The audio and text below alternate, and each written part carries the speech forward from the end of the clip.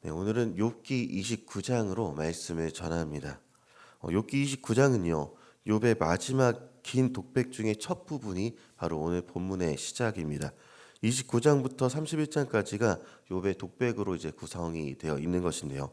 욥은 이미 그 이전에 3장에서 고통의 절정에서 자신의 생애를 저주하면서 독백을 했었던 그런 기억이 있습니다. 당시 욥의 독백은요. 지금보다는 더 무질서했고 격렬했던 그런 내용들을 담고 있었습니다. 절망과 분노가 혼재 있었고 고통이 뒤섞여서 그때 터져나왔던 그 욥의 말은요. 믿음의 고백이다라기보다는 오히려 삶의 의미에 대한 부정이 강하게 드러나 있었던 것이 욥기 초반 3장에 있었던 그의 독백이 그러했습니다.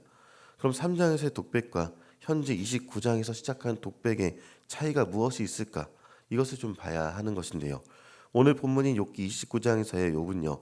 완전히 3장과는 달라진 그런 모습을 보여주고 있습니다. 절제된 언어를 사용하고 있고요. 정제된 감정이며 그리고 신앙의 깊이를 느끼게 하는 회상이 담겨 있는 것이 바로 오늘 본문입니다. 이 차이는요.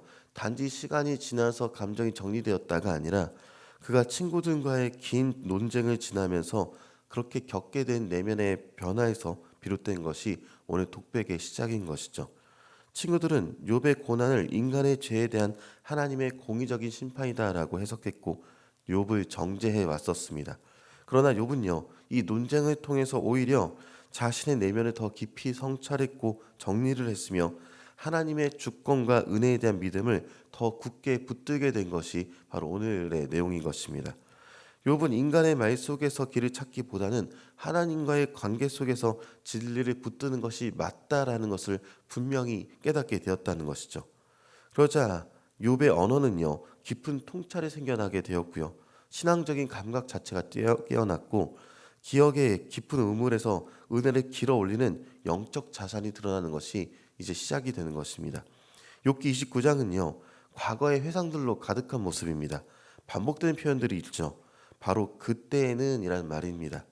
욥은 자신의 과거, 하나님께서 함께 하시던 그 복된 시절을 계속해서 떠올립니다. 그 시절은 단지 부유함과 명예가 있었던 시기가 아니라 하나님과의 동행이 느껴졌던 그런 시간들이었던 것이죠. 그래서 욥은요, 단순히 예전에 내가 이랬었지라는 향수에 이렇게 머물러 있는 것이 아니라 하나님의 은혜였다라는 것을 계속해서 고백합니다.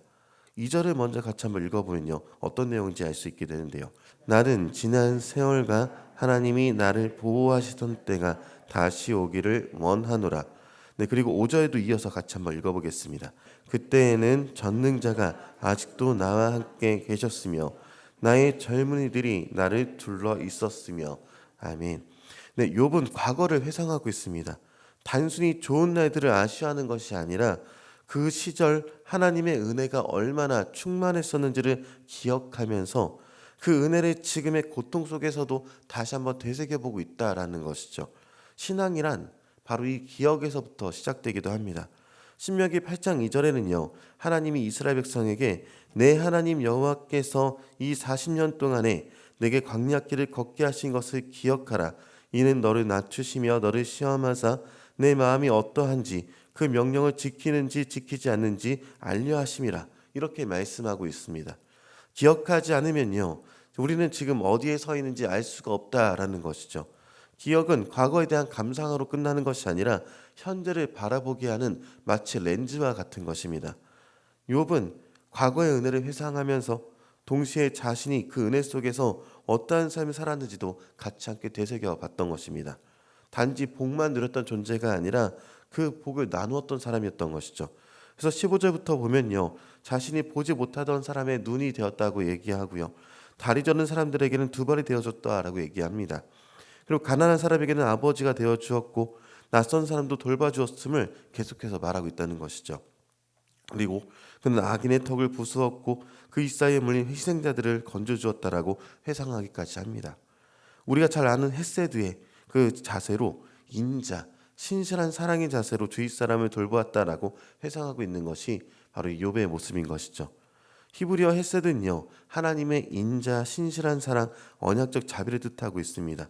욥이 베풀었던 이 헤세드의 사랑은요 단지 도덕적 차원에서 넘어서서 하나님께서 자신의 백성들에게 요구하시는 언약적 사랑의 실천이었다라고 많은 학자들은 이야기합니다. 하나님이 자신을 어떻게 사랑하는지를 기억했던 그 욥은요, 그 사랑을 그대로 다른 이들에게 흘려 보냈었던 그런 기억을 갖고 있는 것이죠. 그는 하나님과의 관계 속에서 자신이 받은 은혜를 사회적 약자들에게 실천하는 삶으로서 연결시켰던 것입니다. 눈먼 자에겐 눈이 되었고, 다리 저는 자에겐 발이 되었고, 가난한 자의 아버지가 되었고, 약한 자의 억울함을 대신 풀어주는 삶, 그런 삶을 해왔다는 것이죠.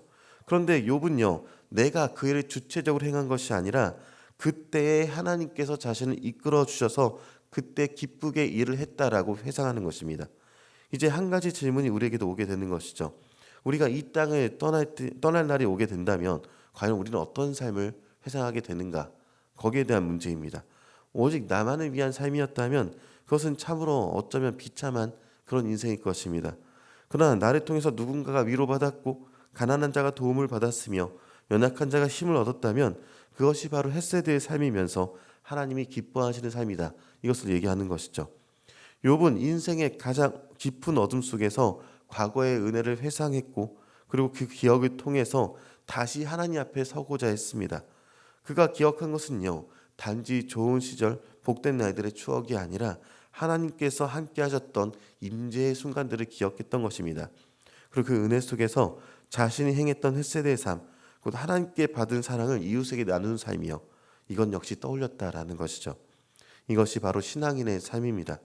고난이 찾아올 때 하나님을 잊고 도망가는 것이 아니라 오히려 더 기억하는 것입니다. 그 기억은요, 우리의 신앙을 붙들게 하고 삶의 방향을 잃지 않게 만듭니다. 욥은 고난의 절정에서 하나님을 기억했고 그 기억은 그를 흔들리지 않는 사람으로 만들어내었습니다. 그리고 욥은 여전히 고백합니다. 2절의 고백을 보니까 나는 지난 세월과 하나님이 나를 보호하시던 때가 다시 오기를 원한다라고 말하는 것이죠. 과거의 하나님은 여전히 오늘의 하나님이시기도 합니다. 그래서 우리가 기억해야 할 것이 있습니다. 우리 인생에 은혜를 배우셨던 하나님을, 우리를 이끄셨던 주님을, 그리고 그 기억을 다시 햇세대 삶으로 이어지게 하는 그런 모습이 되기 원한다는 것이죠. 그 기억이 곧 간증이 되고 그 간증이 이웃을 향한 섬김으로 열매 맺게 된다는 것입니다. 그리고 하나님은 우리의 그 기억들을 잊지 않으십니다.